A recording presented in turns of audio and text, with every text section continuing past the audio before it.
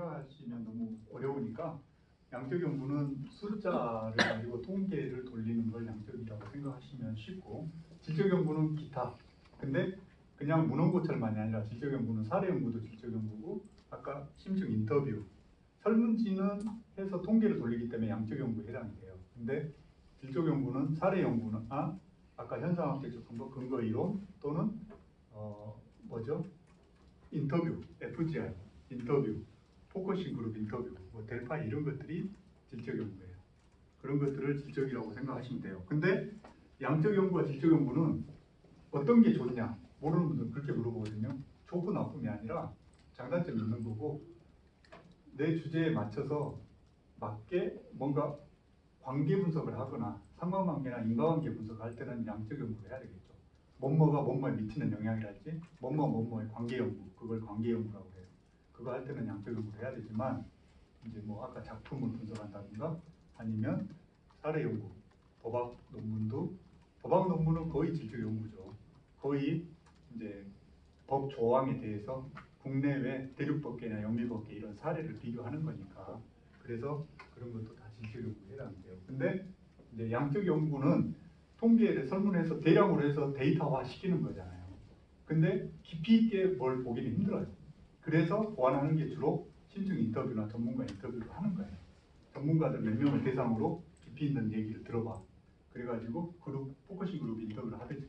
그러면 보완이 되잖아요.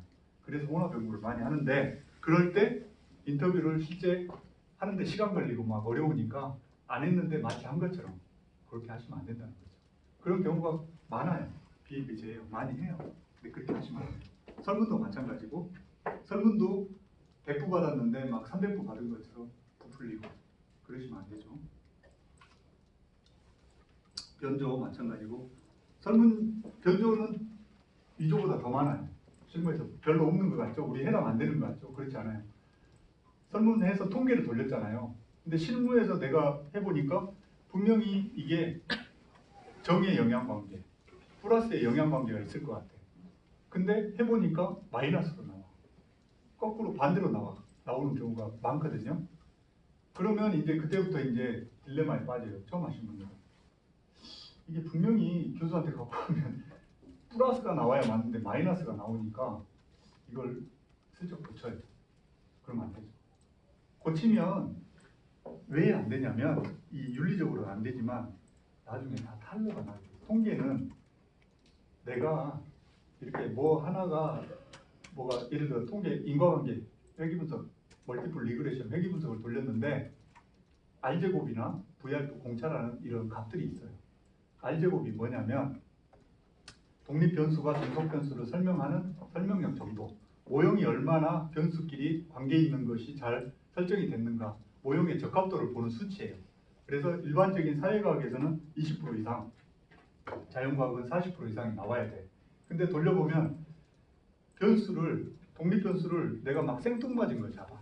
예를 들어 청소년의 비행에 영향을 미치는 영향 요인을 하는데, 자, 부모의 부모 가정 환경이 있을 수 있고 청소년의 비행에 영향을 미치는 게 영향 요인이 많겠죠. 근데 나는 가정 환경을 볼 것이고, 또 친구 관계, 학교 환경, 요 세 가지를 보겠다. 다른 거 다 통제를 하고. 근데 그 세 가지 중에 부모의 양육 태도를 내 마음대로 그냥 생뚱맞게 막 잡아.